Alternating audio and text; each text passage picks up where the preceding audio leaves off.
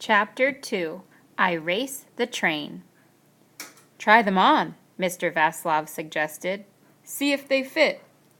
The purple sneakers hugged my feet like they were made for me.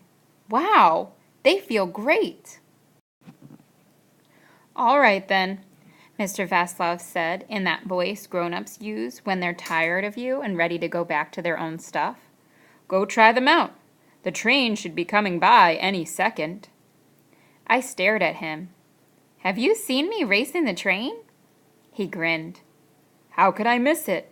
You're out there by the track every afternoon. It was true.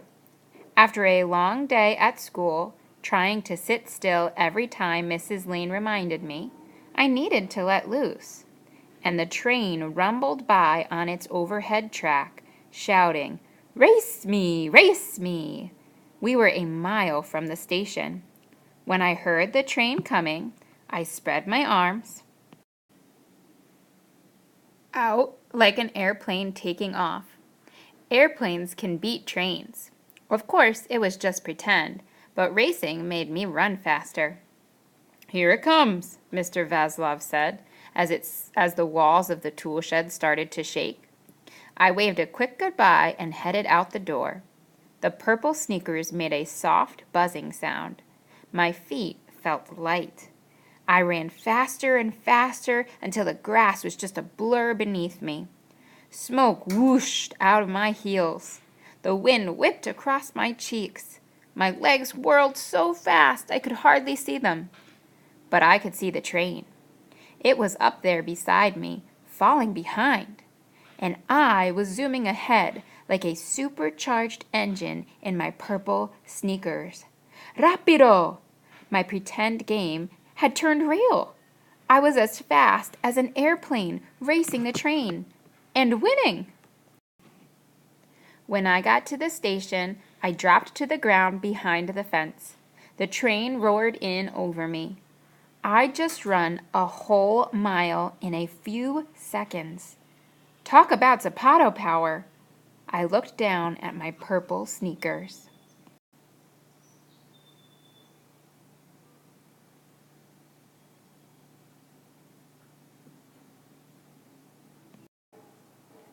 They were super shoes. I had superpower. Where did Uncle Jorge get shoes like this? How fast could I get home to call him? I stood up and spread out my arms. Zoom, zoom, Zapato! My feet took off like jet wheels on a runway. One blink later, I was back at 29G. Chapter 3. The mysteries begin. Gracias, I shouted into the phone. Thank you. You're welcome, Uncle Jorge said. What did I do? You sent me Zapato power, the fastest sneakers in the world. Sneakers? Uncle Jorge repeated. Sorry, it wasn't me. If Uncle Jorge hadn't sent me the shoes, who had? So what else is happening? Uncle Jorge asked. How's your head? You still keeping it short like a soldier? I laughed. Uncle Jorge always teased me about my hair. He said it made me look like my hero dad. We talked a few minutes more.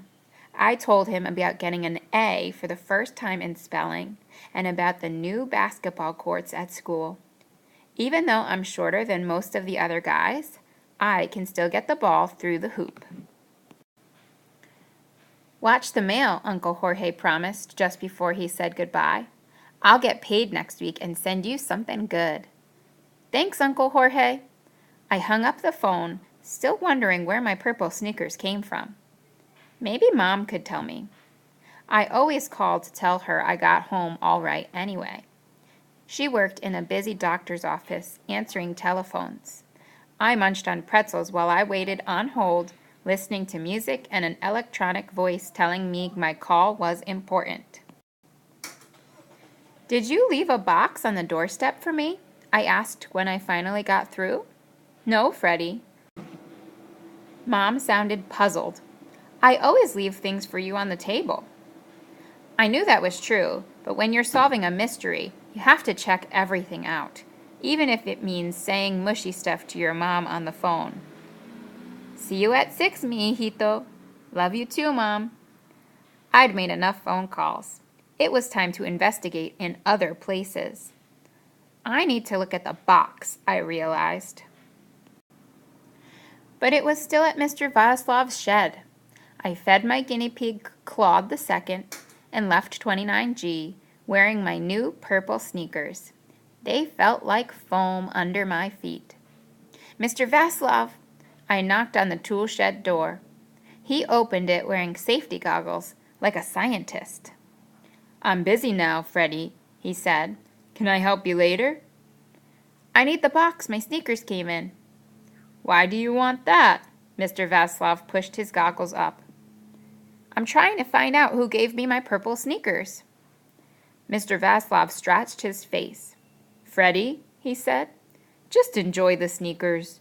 Don't worry about where they came from. It was good advice, but I'm a curious guy. Please, can you tell me where the box is? Mr. Vaslov pushed his goggles back down over his blue eyes. I put it out for the trash. He closed the door. Luckily, the box was beside the smelly dumpster, not in it. My name and 29G Starwood Park Apartments were written on the front in big black letters. There were lots of stamps on the box, but no return address. I checked again for a card. Nothing. All I knew was that the box came in the mail. It wasn't much to go on. What would my dad say about getting magic shoes in the mail? Whenever I couldn't figure something out, I always tried to imagine what my father would tell me if he was around. It wasn't easy because I didn't have much time with him. He was off being a soldier most of my life. And then he wasn't there at all. Any luck with the box? A voice asked above me. I looked up to see Mr. Vaslov. He had a bag of garbage in his hands. No, it didn't tell me much of anything. Might as well give up then, Mr. Vaslov said. It's getting late. I looked at my watch. Mom would be getting off the train soon. I thought about using my Zapato power and running back to the station to surprise her. But then I thought about what I would say when Mom saw my new purple sneakers. I hadn't quite decided yet. What if she wouldn't let me keep them if I didn't know where they came from? I'd better go home, I told Mr. Vaslov. Mom likes to see me doing my homework when she comes through the door.